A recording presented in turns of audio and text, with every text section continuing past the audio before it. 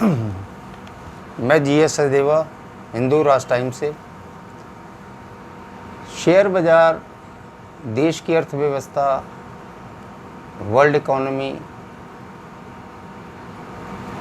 जो कंपनियां public companies चल रही हैं, इसके ऊपर अक्सर मैं अपने अनुभव से आपको समय समय पर अवगत कराता रहता हूँ। ये मेरी वीडियो जो नए आदमी आते रहते हैं, नए निवेशक हैं, नए इन्वेस्टर हैं, वो इस शेयर बाज़ार में नुकसान ना उठा सके, हमारा मेन जो सोच है वो ये है कि उनका इस बाज़ार में रुपया बने। निवेशक अपनी पूंजी को सुरक्षित भी रखना चाहता है, उस पर अपना लाभ कमाना चाहता है, चाहे वो सोना चांदी में हो, शेयर बाज़ार में हो, FD में हो, म्यूचुअल फंड्स में हो, बॉन्ड्स में हो। तो जो नए आदमी हैं 35 और 45 साल के रेंज के में आदमियों के लिए, जो नए आदमी आते हैं उनको समझाते हैं। जो 45 साल से ऊपर हो गए हैं और जिनको मार्केट का 15 साल का 10 साल का तजुर्बा है, तो उनके पास थोड़ा अनुभव होता है। और जो एनालिस्ट हैं, जो तुम्हें कंपनियों के टेक्निकल्स बताते हैं, फंडामेंटल्स बताते हैं, उनके ऊपर ध्यान देना चाहिए। जो चैनल्स हैं ET नाउ, CNBC, जो सबसे इस समय मशहूर है, बहुत पॉपुलर है, और उसमें अच्छे एक्सपर्ट्स हैं जो सुबह सुबह 2020 का भी शेयर बताते हैं और उसमें अच्छा गेन मिलता है। लेकिन आदमी को समझ होनी चाहिए, किसी के बताने के साथ साथ अगर निवेशक अपने अध्ययन से, अपने दिमाग से काम लेता है तो वो अच्छा गेनर गिना जाएगा, उसको नुकसान की संभावना कम रहती है। दूसरा, इसमें ज़्यादा लालच नहीं करना। शेयर बाज़ार में शॉर्ट टर्म पैसा लगाना है किसी ने 3 महीने तक, 3-4 महीने को शॉर्ट टर्म कहते हैं, 6-8 महीने को मीडियम टर्म, और लॉन्ग टर्म कम से कम 1 साल से वो हो, और मेरे हिसाब से 3 साल से ऊपर हो। जो लॉन्ग टर्म इन्वेस्टर होता है उसकी पोर्टफोलियो अलग होते हैं, वो एक अलग होने चाहिए। और अच्छा होगा कि आप उसको दूसरे, ज़रूरी नहीं है कि एक डीमैट अकाउंट खोलो, एक मीडियम और शॉर्ट टर्म का रखो, और लॉन्ग टर्म वाला एक आपका DP अलग होना चाहिए, जिससे कि आप अपना उसकी तरफ देखो ही मत।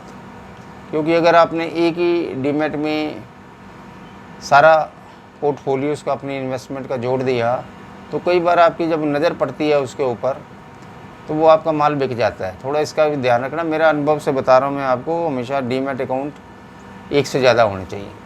एक छोटे में रखो और उसको ही देखो खाली, बाकी लॉन्ग टर्म वाले को मत देखो। ध्यान तो होता है कि मेरे पास रिलायंस पड़ा है, या मेरे पास टिस्को पड़ा हुआ है, या ब्लू चिप्स पड़े हुए हैं, नेस्ले है, हिंदुस्तान लीवर है, ब्रिटानिया है, टोरेंट फार्मा है, Olympic pharma, Divi's laboratory, doctor Reddy. ये एक अलग चीज़ों को आप नज़रिए से देखो। गोदरेज प्रॉपर्टी है, गोदरेज कंज्यूमर है, ये लॉन्ग टर्म के लिए रखो, जो मैंने शेयर अभी आपको बताए। बाकी खेलने वाले शेयर या छोटे शॉर्ट टर्म के तो आते रहते हैं। कोई सेक्टर, कभी कोई सेक्टर चलता है, कभी कोई चलता है। इसमें ऐसा कुछ नहीं है कि हर वक्त आपको, एक बार एक टाइम था 3 साल पहले का उठा के देख लो, बैंक्स जो थे 350 रुपये का SBI बिकता था, जो 192 रुपये है। Bank of India, bank of Baroda 150 रुपये, कैनरा बैंक 210 रुपये, ये बिका करते थे। पंजाब नेशनल बैंक 105 रुपये, ऊपर 180 रुपये बिका है। BHEL 150 रुपये बिका है। अब जितने भी शेयर उठा लोगे उसकी आप हाई लो ज़रूर देखा करो। 52 वीक में, मतलब जो 200 डीमा कहते हैं, तो आप ये लगा के चला करो कि 52 वीक का इसका हाई क्या है, लो कितना है, उसके हिसाब से आपको शेयर में इन्वेस्टमेंट करनी है। शॉर्ट टर्म के लिए निकल जाना है उसमें। जो शॉर्ट टर्म के लिए करोगे तो शॉर्ट टर्म का मतलब 15-20% जब भी आएगा आप निकल जाना उसमें, फिर लालच नहीं करना आपने, तभी आप एक शॉर्ट टर्म निवेशक जो है he will be the gainer. नहीं तो रह जाओगे क्योंकि आपने हमेशा देखा होगा कि लाभ जो प्रॉफिट होता है, अगर आपने 100 रुपये का शेयर लिया है तो 115-20 रुपये में आप निकल जाते, 115 हुआ आप निकल गए, आपको मिले 15%। और जब आपका घाटा बढ़ता है तो आपको उस शेयर के ऊपर ये नज़र आता है कि नहीं, ये मैंने अपनी बड़ी सोच समझ के लिया है, ये शेयर ज़रूर चलेगा। और वो शेयर गिरता जाता है तो आप नीचे का जो भाव अपने दिमाग में रखते हैं, आपने 90 रुपये का शेयर लिया है तो उसका स्टॉप लॉस जरूर लगा के चलो। किसी भी शेयर में शॉर्ट टर्म में, मीडियम टर्म में स्टॉप लॉस एक क्राइटेरिया है, उसका भी ध्यान आपको रखना है कि आप उससे नीचे जाते आप बेच दिया करो। नहीं तो क्या होता है, घाटा बढ़ जाता है। कई बार आपका 90 रुपये की 90,000 रुपये लगाए, 1000 शेयर खरीदे तो वो हो गए 50 रुपये का हिसाब आ गया तो 50,000, वो घाटा ज़्यादा है। एक तो आपने ये देखना है। अब मैं आपको और दूसरा सेक्टर वाइज देख के चला करो। जैसे आजकल पिछले दिनों शेयर बाज़ार में फार्मा का सेक्टर एक ऐसा था जो जब ये महामारी कोविड आया तो Cadila, Cipla, lupin, doctor Reddy, Torrent pharma, Alembic pharma और टॉरस लैब, जो लैब की कंपनियां थी, डॉक्टर रेड्डी, डिवीज़, अब इन पे लोगों का ध्यान नहीं था। असल में ये सेक्टर बिल्कुल सुस्त पड़ा हुआ था पिछले 4 साल से। एक तो उसमें मोमेंट आनी थी। हर 3-4 साल बाद सेक्टर का रंग बदलता है, उसका रूप बदलता है, उसके हिसाब से ही सारी चीज़ें होती हैं। जो सेक्टर डल पड़ा हो, अगर उसकी क्वार्टरली रिजल्ट अच्छे आ रहे हैं, उसकी तरफ आप ध्यान नहीं दे रहे हो, या ये समझो कि डिविडेंड पेड कंपनी है काफ़ी सालों से, आप उसकी तरफ देख ही नहीं रहे हो, यील्ड भी पड़ रही है 3-4%, जो सेविंग की 3%, 2.25% हो चुकी है इस बार, तो उसमें क्या है, आप हमेशा देख के चलो। पहले फंडामेंटलिस्ट आपको बनना है। टेक्निकल ग्राउंड्स में जो एनालिस्ट हैं, जो उसके विशेषज्ञ हैं, वो शेयर के बारे में बताते रहते हैं, वो ग्राफ बनाते हैं, उसी हिसाब से वो आपको शेयर की एक मूवमेंट बताते हैं कि ये ग्राफ में इतना ये ऊपर तक जाएगा, ये संभावनाएं हैं, इससे ज़्यादा नहीं है। शेयर बाज़ार में हमेशा सेंटिमेंट्स चलता है।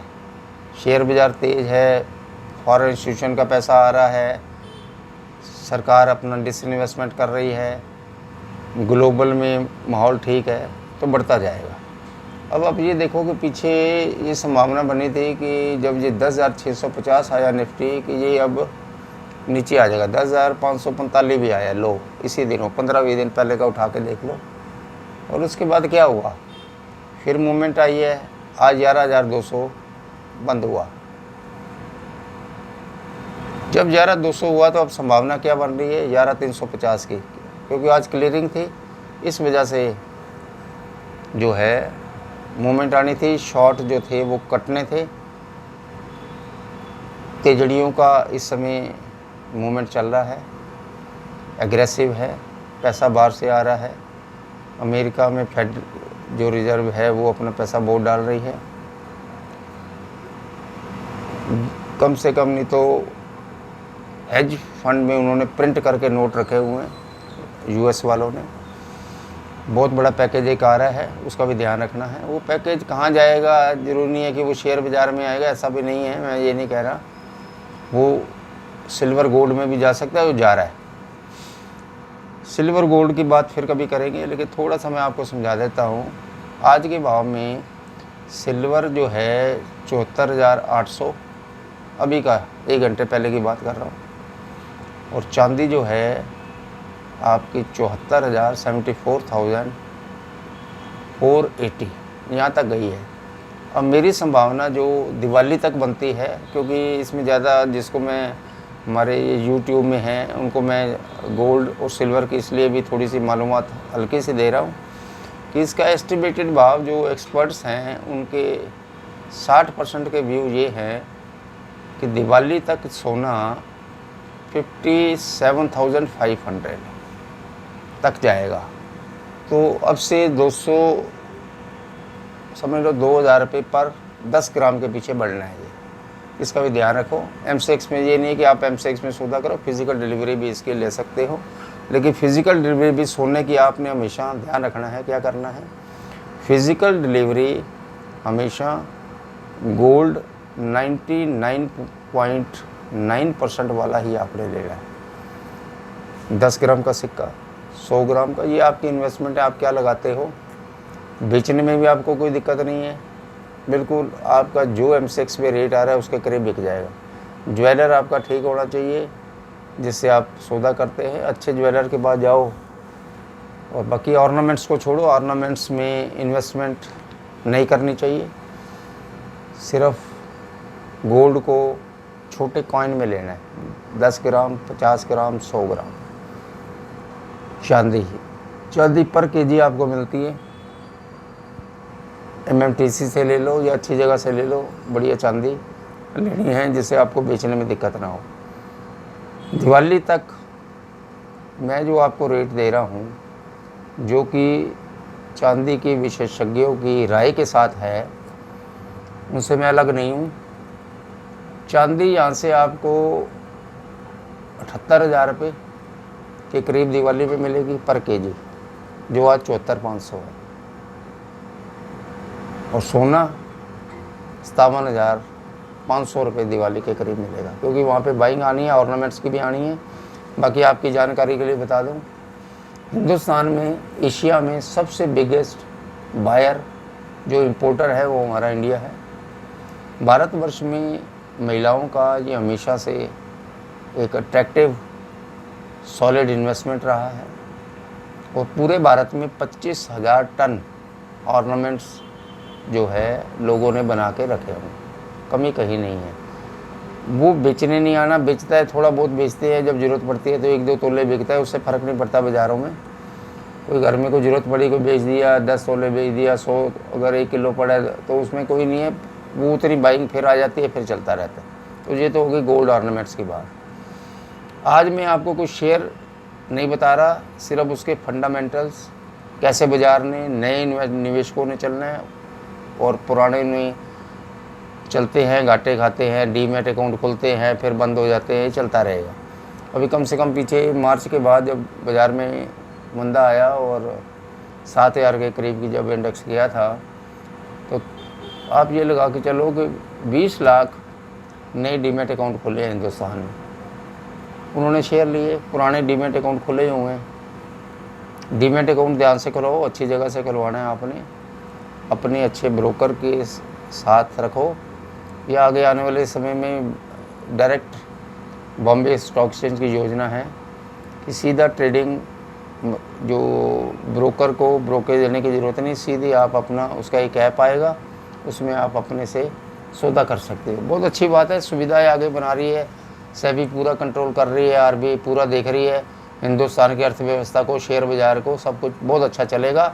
आने वाले समय में भी मैं ऐसा नहीं है कि बहुत तेज़ी के मूड में हूँ, बाकी आपको प्रॉफिट बुक करना चाहिए। जब अगर आपने 10,500 की ऊपर निफ्टी करीब करीब लिया है तो 11,200-300 में हेज करना चाहिए और प्रॉफिट बुकिंग करनी चाहिए। प्रॉफिट बुकिंग और कैश पे बैठना शेयर बाज़ार की अर्थव्यवस्था में निवेशकों के लिए सबसे अच्छा नुक्ता है जो मैं आपको बता रहा हूँ। अच्छे शेयर ही आपने रखने हैं पोर्टफोलियो में, 4-5-6 शेयर चुन के आप दूसरे डीमैट में डलवा दो। उसकी तरफ मत देखो, 5 साल में वेल्थ देखो कितनी होती है। और रिलायंस इंडस्ट्री की 20 साल में देख लो, एशियन पेंट्स की देख लो, पीडीलाइट की देख लो, और आपके जो भी छोटे एस्कॉर्ट्स हैं, एस्कॉर्ट्स का क्या शेयर का भाव था, 80-85 रुपये था 5 साल पहले, 1180 रुपये बिक गया। टाइटन है 4 रुपये का भाव था, 1100 रुपये का भाव है। तो अच्छे शेयर चुनो। अब अच्छे शेयर चुनने कैसे, वो मैं आपको अभी बता रहा हूँ।